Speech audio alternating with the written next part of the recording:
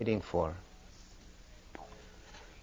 And Gilgamesh went to the priestesses of the temple of Ishtar and asked the priestesses of the temple of Ishtar to send one of their women priestesses, later on falsely called sacred prostitutes. They were not prostitutes. They did not sell sex for money. They offered love as an act of devotion to the goddess. Gilgamesh sent the priestess with the hunter and another companion out into the wilderness to search for this man called Enkidu. Enkidu. And they came to the place after 3 days walking and sat down and waited for 5 days. And finally Enkidu appeared with the animals to drink water at the stream.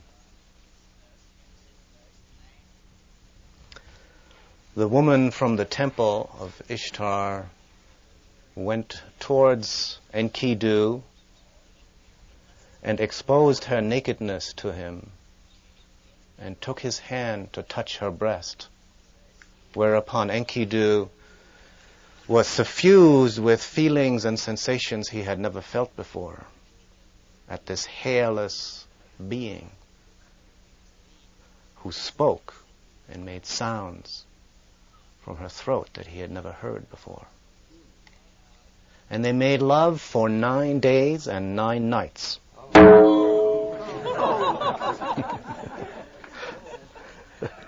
It is said. Don't stop. More. After 9 days and 9 nights, the woman said to Gilgamesh, "We must bathe you. We must give you a haircut." They gave him a haircut. They bathed him. They anointed him in fragrant oils. They gave him human food to eat, sweet meats, grain, breads, fruit, cooked flesh. And when Enkidu attempted to connect with his erstwhile animal friends, he found he could no longer do so. They shunned him because he smelled differently, and he could not keep up with them when they ran. His legs were as weakened. He could not run as fast as he could before. They escaped. He no longer had any contact with them. He was saddened by this. But the people and the woman encouraged him and took him with them to the city and told him about King Gilgamesh and his arrogant, tyrannical ways. And Enkidu said, "I will fight this man. I will right this wrong."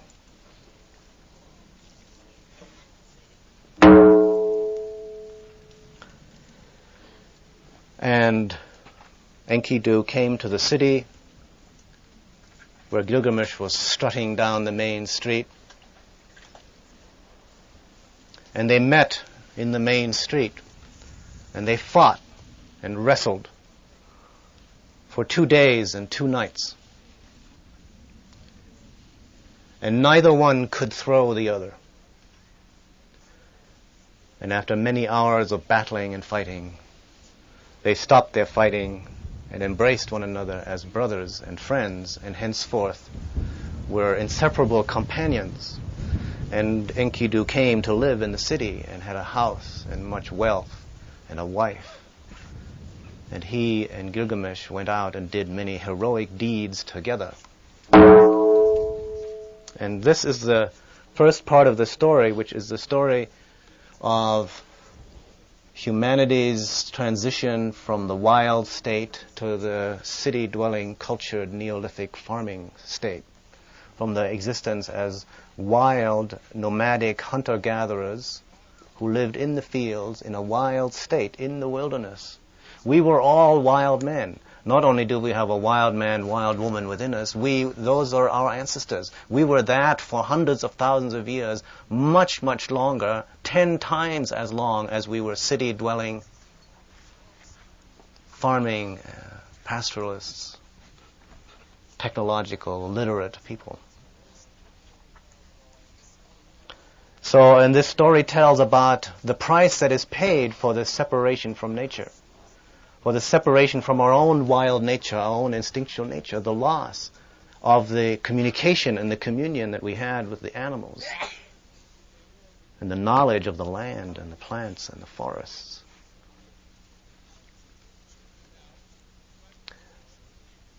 For the advantage of city dwelling, of language, of sexuality. And it's the role of the woman. And it's very instructive to compare this story of the transition from wildness to culture, from nature to culture, from wildness to civilization, with the story in the book of Genesis, which was the story of the Abrahamic pastoralists that went out of Uruk to the land of Palestine. And the role of the woman in that story, where the woman is blamed for the decline from an Edenic state, with really no advantage to the state that they then went into. The state outside of the Garden of Eden is a pure fall, a pure disaster. In the Gilgamesh story, which is older, Sumero-Babylonian story, the woman plays the crucial role. She plays the civilizing role, for which she is not blamed, but rather honored, as appears later on in the story. And also, there are advantages to the civilized life, while there is also recognition of the price that was paid. And later on, when Enkidu dies, he has a flashback hallucination on his deathbed of regret and even cursing both the hunter and the woman who seduced him and abducted him out of the wilderness. But the gods say to him, no, you should not curse the hunter or the woman, because they brought you into the cities, and they brought you the friendship of Gilgamesh, and they brought you life and a house and much wealth and a wife and a family. And then he says, yes, you're right, I take back my curse. I honor the woman, he says later on his deathbed. Enkidu says, I honor the woman. She shall be honored by all. Old men will take off their hat to her. The young men will take off their pants to her. It says.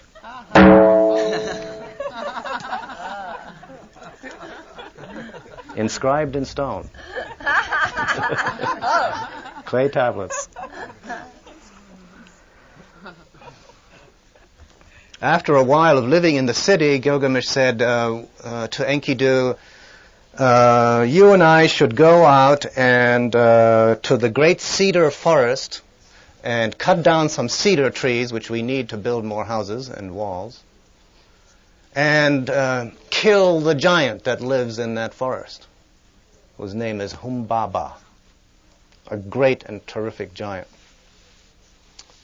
And first Gilgamesh goes to Shamash, the sun god, and says, I want to do this. And the sun god says, why? And Gilgamesh says, because, and he says this to Enkidu too, because he is evil. Because he is evil, and we must rid the country of this evil.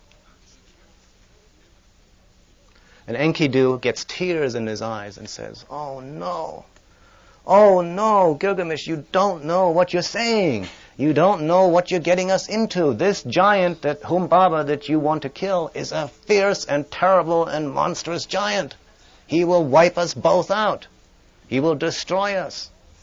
You don't know that forest. I know it. I've been there. That forest is 10,000 leagues in every direction. It is huge. It is monstrous.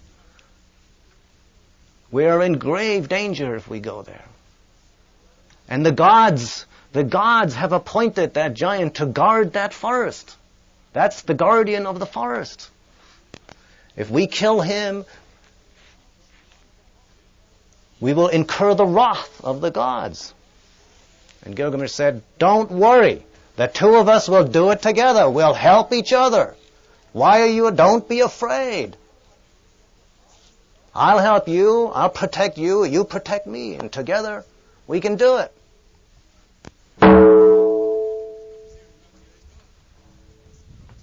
That's what the hero always says, regardless of whether he's a man or a woman. This is a story told from the man's point of view, but please recall that it's equally true of the woman. The hero and the hera are the parallel people, the wild man, the wild woman. So they go, and they march many days to come to the forest. Before he goes, Gilgamesh has the people of the city make magnificent weapons for him, great swords, great clubs, great axes, great shields, carved in bronze. And they go out and they march many days. And they come to the mountain. They cross 7 mountain ranges to come to the great cedar forest, where the great cedar trees are. And Gilgamesh goes up on the mountain and says prayers to Shamash, the sun god, who is his special protector. He says, will you protect me and help me in this? And Shamash says, first questions him, why do you want to do it? And Gilgamesh says, well, you have to rid the country of all this evil. Shamash says, well, all right, I don't think it's that great an idea, but he bought the sacrifice. The god bought the sacrifice and said, okay, I'm compassionate, I'll help you, I'll give you these allies, and you'll have 7 fierce winds. The north wind and the icy wind and the frost wind and the hot wind that will be your allies in this fight against this terrific giant Humbaba if you should need them. And Gilgamesh had a dream on the mountain before they came to the forest. And in this dream, he dreamed that he and Enkidu were in the canyon underneath the mountain, and they were like tiny gnats under the mountain. And then he had another dream, a second dream on another night, in which he dreamed that the mountain fell on him and crushed his body, pinned his body under the rock. And then a great light came out of the rock and turned into a light being, a light man figure, who lifted the rock up and freed him. And Gilgamesh told this dream to Enkidu, and Enkidu interpreted it. Throughout the story, Gilgamesh has dreams, and Enkidu is better at interpreting them and saying what they mean. The instinctual man, the wild man, is more intuitive, more connected with nature, more connected with the unconscious, altered states of consciousness. And he says, this is a very favorable dream. This means we will succeed in our fight against this giant because you have this light God helping you. And then Gilgamesh had a third dream, which was a disaster where dust clouds blackened the sky, volcanic eruptions, dust settled over everything. For many days and nights, nothing but darkness. They came to the forest. The forest was an enchanted forest. It had a magical, enchanted gate around it, outside of it. And when they came to the gate, Enkidu touched it and said to Gilgamesh, don't touch this gate. What just happened to me is that my whole arm and hand went paralyzed and weak when I touched the gate. So you have to smash the gates, he said to Enkidu. I'll leave it to you to think about what this means. This whole myth of going in and slaying the forest giant is the myth of our ecological catastrophe that we're presently in. We are the people, in the form of the lumber companies, supported by government and industry, who go in and cut down the giant cedar forests and the giant rainforests in the Amazon and the cedar forests in the Northwest to build our cities, And in doing so, we violate the guardian spirits of nature that are assigned to protect those and maintain those groves, as sacred forests, sacred to the gods. So I think it's interesting to say that right here in this oldest myth of our culture, dating back to maybe 3,000 years BC, we have this ecological dilemma already indicated very clearly. Because then they go into the forest and the giant recedes into the inner recesses of the forest and they don't see him, and Gilgamesh proceeds to start cutting down the great cedar trees. This summer I was up on Vancouver Island, on the west coast of Vancouver Island, where they have these cedar forests, and where the connection between what's happening now and this myth became clear to me. These cedar trees sometimes grow over 1,000 years old. They are 50 or 60 feet in diameter. They are the most magnificent trees that you can imagine. And they're being cut down.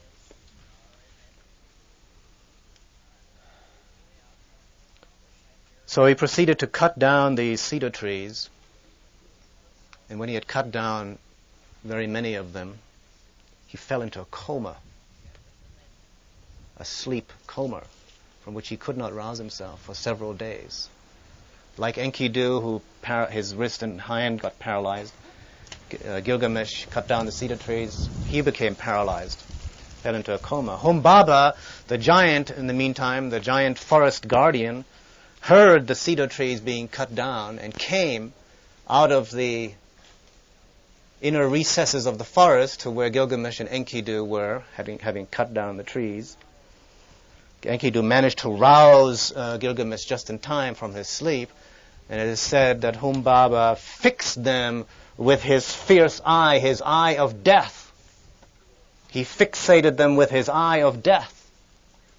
As in another Sumerian myth, Eresh Kigal, the goddess of death, fixates Inanna, the goddess of heaven, with the eye of death.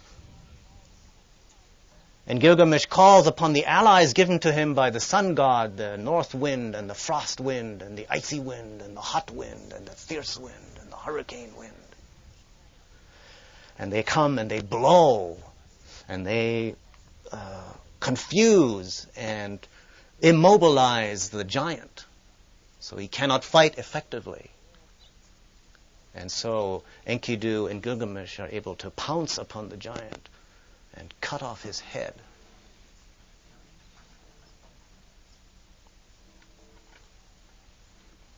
And drag him, the body, and the cedar logs back to the city. Before they kill him, one other last telling episode. The giant, he's been caught by them, by the combination of the winds and Enkidu and Gilgamesh's strength. He's trapped, he's caught. He appeals to them. He says, "Don't kill me. I am doing my job here as guardian of the forest. You have seen the abode of the gods, which is in the inner recesses behind these forests, the beautiful Edenic garden, the garden of Ishtar, the garden of the sun god, are all protected by this forest. You have seen it. You should let me go. I am the guardian. I'm doing my job. I was sent here to protect this forest. Don't let me go." And Gilgamesh says, "Well, I'm inclined to agree with you. I think we should let you go. This catching animals and wild creatures is not such a good idea. I think we should let you go," Gilgamesh says. And Enkidu says, interestingly enough, "I don't think that's a good idea, because if you let him go, he'll kill you."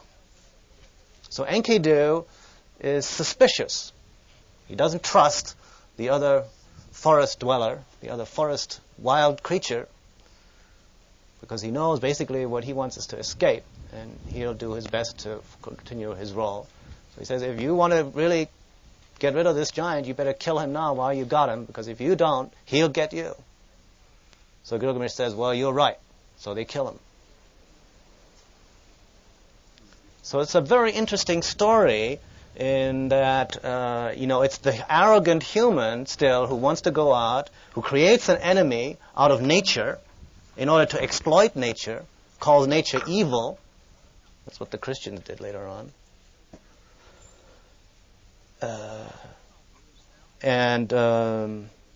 violates the sacred integrity of nature for his own exploitative ends. The wild, instinctual part of him tries to warn him, but then when he does agree to go along, because he has no choice, because he is one with him, he is the same person, he then has a better understanding of what the real issue is and what really needs to be done to accomplish the objective. Where Gilgamesh still is more likely to be compassionate. So it's not a black and white story. It's not like Gilgamesh is all bad and Enkidu is all good, It's not the noble savage either. It's the canny wild man. It's a very different thing. And they both together, after all, because they are together, they're both in the same fate. They both suffer the same fate and the same consequences. So then they go back to the city. That's the end of the second main story of that. And I'll just tell you the third one. I'll leave out the last one. Well, because I don't want to take too much time. The last one has to do the third of these stories in this epic has to do with the story with the goddess Ishtar. So after they come back and they get great admiration, and the people of the city, oh, Gilgamesh, what a hero, and Enkidu, what a hero, what mighty men, what great heroes and warriors to have killed this huge giant, and look how huge this giant is, and his head is huge, and his body is huge. And Ishtar, the goddess, says to Gilgamesh, I want you for my lover. I want you to come and be my lover, and together we will have great enjoyment. And you will be my preferred lover, you who are so strong and virile. And Gilgamesh says, in this old tale, he says, I don't want to be your lover. Number one, I don't know what to give you. I wouldn't know how to feed a goddess, for example, the way I know how to take care of a wife. I wouldn't know what you need. And number two, and more importantly, what about the history of your previous lovers? What about Tammuz? Look what happened to him. He was your lover, and he got killed for your sake.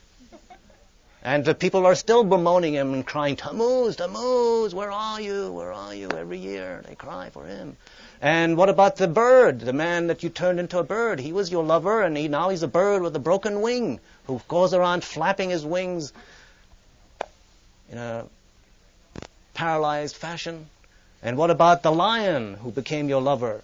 And look what happened to him. He got caught and killed by the lion hunters. And look about the stallion. What happened to him? He got caught and he got captured and made domestic, and he's now experiences the whip and the spur and the saddle. And what about that other man? And you turned him into a mole. He's under the ground. I don't want to be your lover. Look what happened to the others. And Ishtar was furious. This is a story of the male gods, the patriarchal hero warriors with their male gods, and their reaction of fear and distrust of the goddess and of the feminine. And Ishtar, it is said, went to her father Anu and said, Ishtar, Gilgamesh has insulted me tremendously, and I'm just enraged. And her father Anu said, well, you know what he said was true. That's your story. You did all those things. What can you expect? She said, I don't care. I've been grievously insulted, and I demand that you give me the bull of heaven to punish these people. And if you don't allow me to send down the bull of heaven to punish these people, I'm going to open the gates of the underworld and allow the dead to come up and eat food with the living. See how you like that. And he said, well, okay. You can have the bull of heaven. The old gods knew the power of the goddess, even though, it had been turned around where she's the daughter. Originally, of course, she's not the daughter, she's the mother of the gods. But that's how the myth got turned around. This myth is a very interesting myth of a hybrid of the old goddess culture myths, the old creator goddess, created the gods and the humans, and the new male god, sky god mythology. It flips back and forth from one point of view to the other. And And Anu, her father, said, well, if you're going to send down the bull of heaven, have you taken the precautionary measures? I mean, the people will be out of food for 7 years, and there'll be a tremendous famine and so forth. And she said, I have seen to it. They've got grain stored up. They'll be okay. They'll survive. She sent down the bull of heaven, which some people say is a drought. Some people say, I prefer the notion that it was like a flooding. Tigris and Euphrates Valley probably flooded, had numbers of devastating floods that simply wiped out, because it said the bull of heaven came down, killed 100 men with his first snort, and his second snort, another 200 men, and another 300 men, wiped out hundreds of people, wiped out the cities, wiped out a major disaster, in other words. Gilgamesh and Enkidu attacked the bull of heaven, and in a great struggle, during which Enkidu leaped up on his bull's back, grasping him by the horns, leaped up on the bull's back, as they later on did in Crete at the bull games. And while riding on his back, seizing his tail in one hand and the horns in the other, and then Gilgamesh cut into his throat and heart with a sword, killed the bull of heaven with a great crash, and dragged him into the city, adding to their great accomplishments. And Ishtar was even more incensed, because now they had killed this semi-divine being that had been sent down by the gods. And the gods sat in council. And the oldest of the gods, Anu, said, they have killed the forest giant Humbaba. They have killed the bull of heaven. One of them must die. Let it be Gilgamesh, the one who cut down the cedar trees. And Enlil, the sky god, said, no, Gilgamesh is my special protege, and it should be Enkidu who gets killed. Enkidu saw this whole scene, this god council, in a dream. And Shamash said, I don't think you should kill them at all, because after all, I helped them out. They came to me offered me sacrifice, and I gave them allies. And Enlil got enraged at Shamash. See, the gods get enraged at each other. And said, yeah, well, you're like, you just go down there and hang out with those humans all the time. You're a real troublemaker yourself. So the decision was Enkidu was going to die. And Enkidu, actually there's an extraordinary story too, but even before he has this dream, where the goddess Ishtar goes up on the city walls and complains and inveighs against them. They've killed not only the forest giant, now they've killed this bull of heaven, this special animal that she sent down. And they're both defiant, and they say basically, fuck off, we don't care about you. That wasn't inscribed in the tablets. I added that in. And Enkidu, it says, took the right thigh of the bull, which might actually be a gloss for the penis of the bull. We don't know. It says, took the right thigh of the bull, and hurled it at the goddess, and said, this is what we'll do to you if we catch you.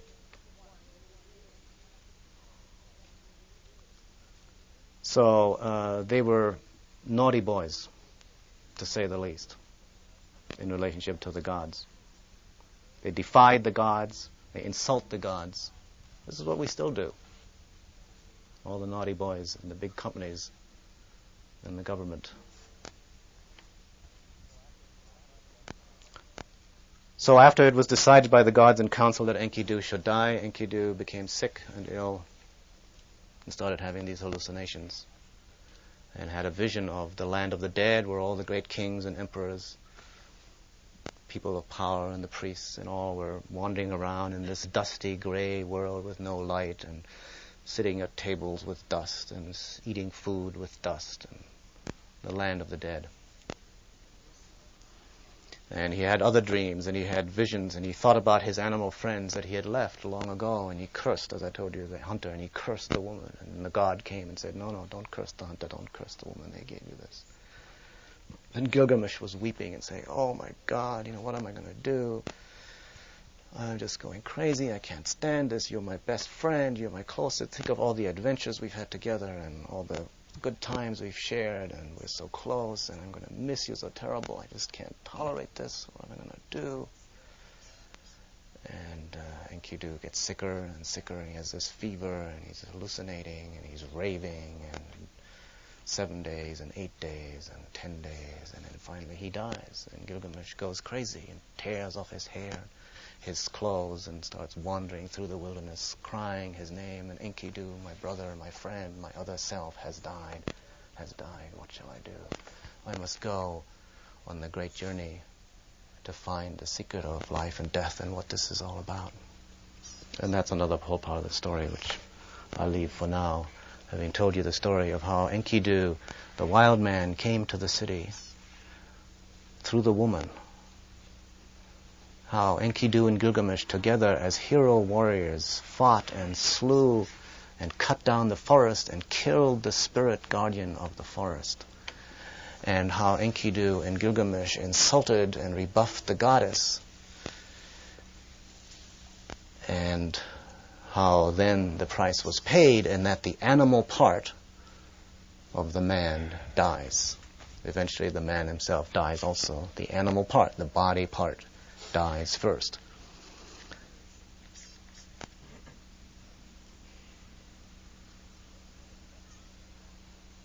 And there's one counterpart I want to mention to you of this experience that Gilgamesh has in relationship to the goddess. Why does Gilgamesh say to the goddess, "I don't want to be your lover because you're such a faithless goddess, look to the other people"? What is that?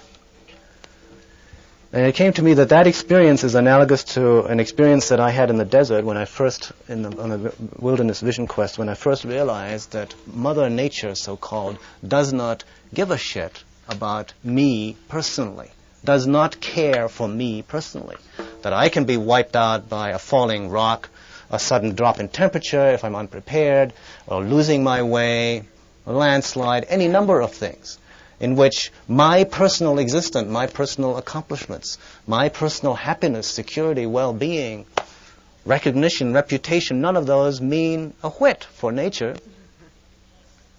That's why the limitation of so if you try to have a personal relationship like a lover to nature, I love nature, sort of romantic ideal, you're likely to get clobbered, you're likely to get killed, because nature, as Maria Gimbutas called out, the old goddess is not really a mother goddess.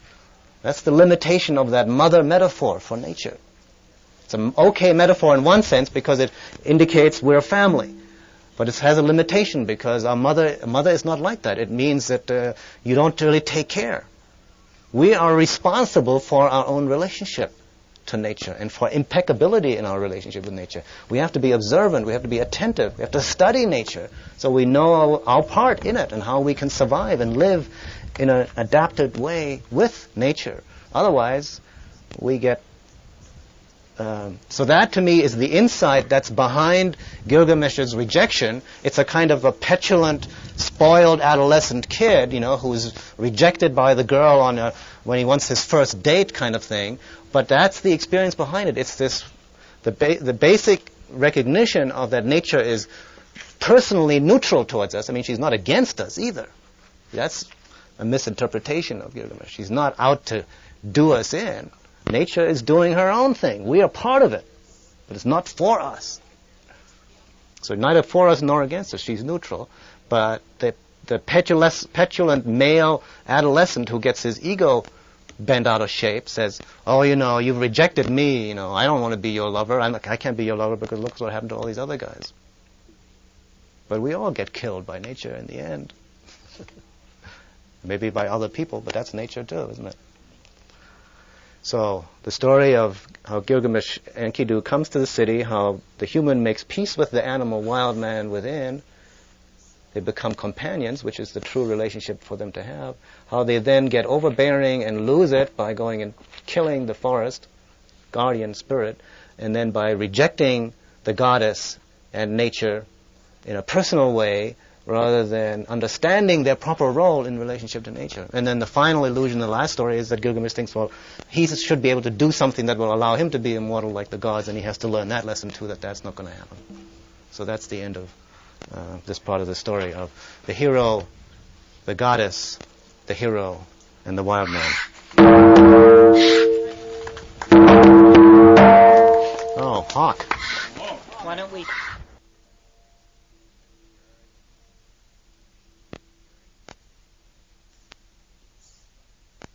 Puzzling. And all myths that are authentic and haven't been rewritten for daytime television maintain a kind of dreamlike, surreal quality. And so I'd like to tell you a story that I came upon a few months ago and was delighted. And I tell it to you in the hope that you can perhaps help me to understand it. Like all good stories, it doesn't really make a whole lot of sense. But I felt that there must be something important in it because it was very easy to memorize. So that clued me to the fact that there must be something in it. And this story comes from that ultimately pivotal moment in Western civilization when the last outpost of the goddess culture, which was Crete, Minoan Crete, fell and was in the process of falling to the pirate paternalists of Mycenae, who, with advances in shipbuilding and an economic base built on grain, were beginning to conquer the eastern Mediterranean, and one by one the last bastions of the goddess religion were falling. There were also great earthquakes in the eastern Mediterranean at this time, which also contributed to the disruption of this civilization. And the story that I want to tell is a story that occurs from the very oldest stratum of Greek mythology. This is not about the pantheon of classical or even Doric Greece. This is an older story, Mycenaean, perhaps older than that, going back even to the pastoralists coming out of Africa and into the Fertile Crescent. It's a story set in a setting which is probably familiar to most of you, although this story is only told in Pausanias and alluded to in Herodotus, so it is not a story that even classicists are too familiar with. Robert Graves, in his 4-volume study of Greek mythology, gives it only passing reference. You may recall that King Minos was the king of Crete, and that he was most famous for having built a labyrinth in which to house the Minotaur. And I'm sure you know the story of the traversing of the labyrinth. And perhaps you know that King Minos built the labyrinth, had need of it, because his wife, Queen Pasiphae, was an extremely sensuous and experimentally minded young woman. And she became so interested in the sexual habits of cattle that she had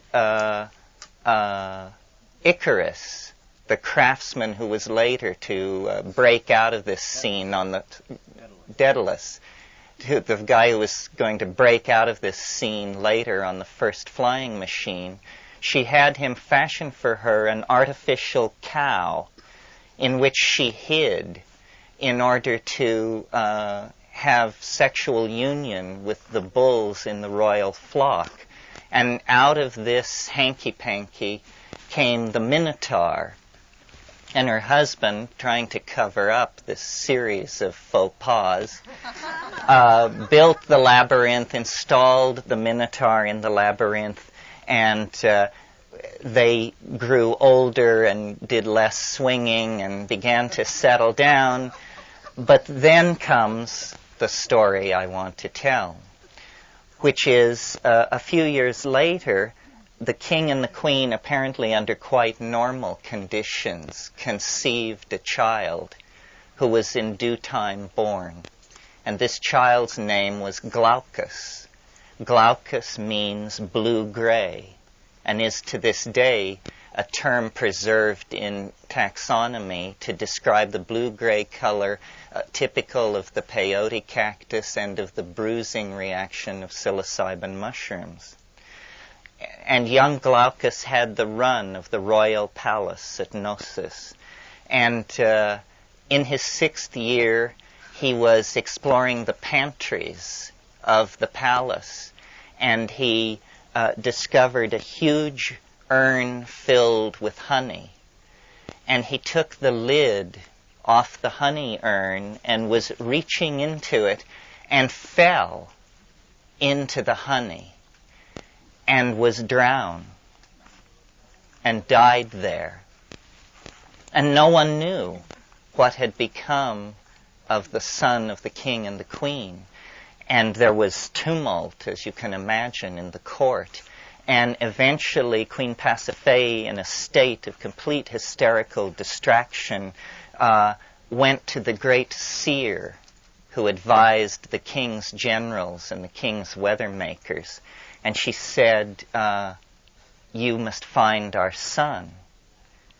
And the seer looked into the surface of oils poured on water and burned hyssop leaves.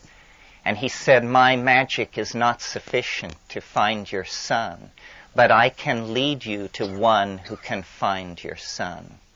He said, "The person," and this is the part of the myth which is so bizarre that you suspect that there must be textual corruption or some kind of misunderstanding, because it's so weird what follows.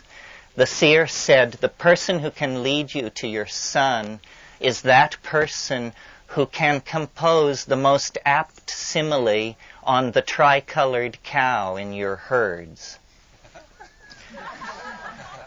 What the tricolored cow is, what kind of code language we're dealing with, can only be a matter of conjecture. But obviously the story at this point is couched in a secret language which conveyed meaning only to the initiates.